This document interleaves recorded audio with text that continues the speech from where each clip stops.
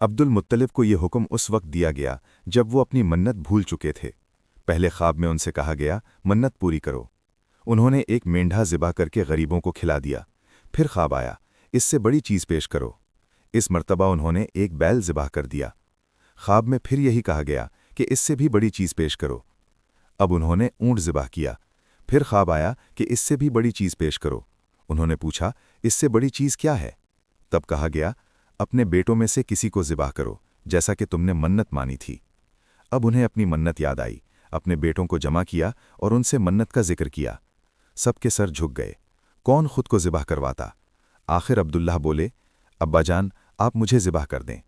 वो सबसे छोटे थे, सबसे खूबसूरत थे और सबसे ज़्यादा मोहब्बत भी अब्दुल मुत्तलिब को उन्हीं से थी।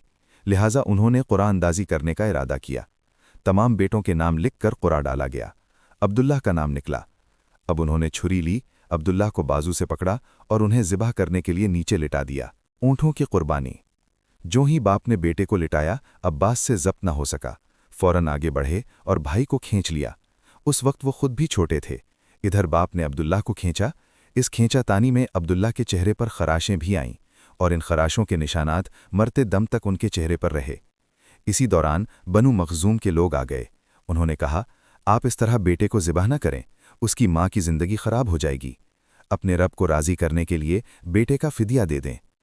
अब सवाल ये था कि फ़िदिया क्या दिया जाए। इसकी तरकीब ये बताई गई कि एक कागज़ पर 10 ऊँट लिखे जाएं और दूसरे पर अब्दुल्लाह का नाम लिखा जाए। अगर 10 ऊँट वाली पर्ची निकले तो 10 ऊँट कुर्बान कर दिए जाएं। अगर अब्दुल्लाह वाली पर्ची निकले तो 10 ऊँट का इजाफा कर दिया जाए। फिर दोबारा कुरा डाला जाए। अगर 20 ऊँट वाली पर्ची निकले तो 20 ऊँट कुर्बान किए जाएं, वरना 10 ऊँट मज़ीद बढ़ा दिए जाएं। इस तरह 10-10 करके ऊँट बढ़ाते जाएं। अब्दुल मुत्तलिब ने ऐसा ही किया। वो 10-10 ऊँट बढ़ाते चले गए, मगर हर बार अब्दुल्लाह का नाम निकलता रहा, यहाँ तक कि ऊँटों की तादाद 100 तक पहुँच गई। तब जाकर ऊँटों वाली पर्ची निकली। इस तरह अब्दुल्लाह की जान के बदले में 100 ऊँट कुर्बान किए गए।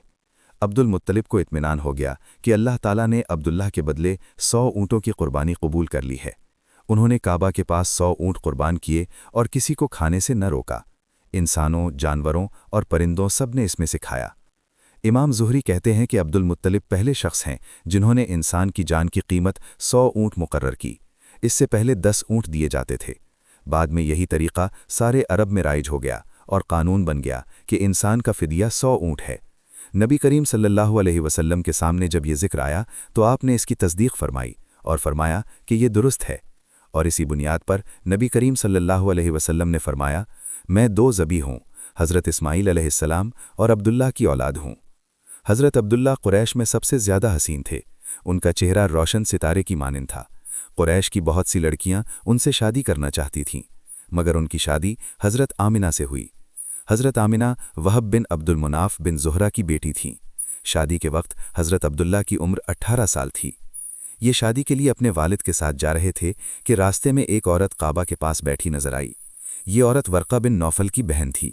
वर्का बिन नौफल कुरैश के एक बड़े आलिम थे। इस औरत ने अपने भाई से सुन रखा था कि आखिरी नबी का ज़हूर होने वाला है और उनकी निशानियों में से एक निशानी ये होगी कि उनके वालिद के चेहरे में नबूवत का नूर चमक रहा होगा। जब इसने अब्दुल्लाह को देखा तो फ़ौरन ये बात इसके जहन में आई। इसने सोचा कि यही वो शख्स हैं जो आने वाले नबी के वालिद होंगे। चुनांचे इसने कहा, अगर तुम मुझसे शादी कर लो तो मैं बदले में तुम्हें उतने ही ऊँट दे दूंगी जितने तुम्हारी जान के बदले में ज़िबा किए गए थे। इस पर उन्होंने जवाब दिया, मैं अपने वालिद के साथ हूँ, उनकी मर्ज़ी के ख़िलाफ़ कुछ नहीं कर सकता, न उनसे अलग हो सकता हूँ। मेरे वालिद मुअज़्ज़ज़ आदमी हैं और अपनी कौम के सरदार हैं। बहरहाल उनकी शादी हज़रत आमिना से हुई। वो कुरैश की औरतों में नसब और मकाम के एतबार से अफजल थीं। हज़रत आमिना फरमाती हैं, जब मैं माँ बनने वाली हुई तो मेरे पास एक शख्स आया, यानी एक फ़रिश्ता इंसानी शक्ल में आया। उस वक्त मैं जागने और सोने के दरमियानी हालत में थी, जिसे अमूमन गनूदगी कहा जाता है। इसने मुझसे कहा, क्या तुम्हें मालूम है कि तुम इस उम्मत के सरदार और नबी की माँ बनने वाली हो? इसके बाद वो उस वक्त आया जब नबी करीम सल्लल्लाहु अलैहि वसल्लम की पैदाइश करीब थी। इसने कहा, जब तुम्हारे यहाँ बच्चा पैदा हो तो कहना, मैं इस बच्चे के लिए अल्लाह की पनाह चाहती हूँ हर हसद करने वाले के शर से। फिर इसका नाम मुहम्मद रखना, क्योंकि तौरात में इनका नाम अहमद है और ज़मीन व आसमान वाले इनकी तारीफ़ करते हैं।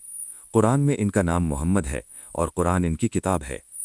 ایک روایت کے مطابق فرشتے نے کہا، تم وقت کے سردار کی ماں بننے والی ہو، اس بچے کی نشانی یہ ہوگی کہ اس کے ساتھ ایک نور ظاہر ہوگا جس سے شام اور بصرہ کے محلات روشن ہو جائیں گے۔ حضرت عبداللہ کے چہرے میں جو نور چمکتا تھا، شادی کے بعد وہ حضرت آمنہ کے چہرے میں منتقل ہو گیا تھا۔ صحابہ کرام نے نبی کریم صلی اللہ علیہ وسلم سے عرض کیا، اے اللہ کے رسول، ہمیں اپنے بارے میں کچھ بتائیے۔ آپ صلی اللہ علیہ وسلم نے فرمایا، میں اپنے باپ ابراہیم علیہ السلام کی دعا ہوں، اپنے بھائی عیسیٰ علیہ السلام کی بشارت ہوں اور خوشخبری ہوں۔ جب میں اپنی والدہ کے شکم میں آیا تو انہوں نے دیکھا کہ ان سے ایک نور ظاہر ہوا جس سے شام کے محلات روشن ہو گئے۔ حضرت آمنہ نے حضرت حلیمہ سعدیہ سے فرمایا، میرے اس بچے کی شان نرالی ہے، جب یہ میرے پیٹ میں تھا تو مجھے کوئی بوجھ یا تھکن محسوس نہیں ہوئی۔ حضرت عیسیٰ علیہ السلام وہ آخری نبی ہیں جنہوں نے نبی کریم صلی اللہ علیہ وسلم کی آمد کی بشارت دی۔ قرآن میں بھی اس کا ذکر ہے کہ انہوں نے فرمایا، میں تمہیں ایک رسول کی خوشخبری دیتا ہوں جو میرے بعد آئیں گے، جن کا نام احمد ہوگا۔ نبی کریم صلی اللہ علیہ وسلم کی پیدائش سے پہلے ہی حضرت عبداللہ کا انتقال ہو گیا تھا۔ سابقہ کتابوں میں یہ بھی نشانی بتائی گئی تھی کہ نبی کے والد ان کی پیدائش سے پہلے وفات پا جائیں گے۔ حضرت عبداللہ ایک تجارتی قافلے کے ساتھ گئے تھے، اس دوران بیمار ہو گئے اور واپسی پر مدینہ منورہ میں اپنے ننیحال یعنی بنو نجار کے ہاں ٹھہرے۔ وہ تقریباً 1 ماہ بیمار رہے اور وہیں انتقال ہو گئے اور وہیں دفن ہوئے۔ جب قافلہ مکہ واپس پہنچا اور عبد المطلب کو معلوم ہوا تو انہوں نے اپنے بیٹے زبیر کو مدینہ بھیجا، لیکن وہاں پہنچنے تک حضرت عبداللہ کا انتقال ہو چکا تھا۔ اس طرح نبی کریم صلی اللہ علیہ وسلم اپنے والد کی وفات کے کچھ ماہ بعد اس دنیا میں تشریف لائے۔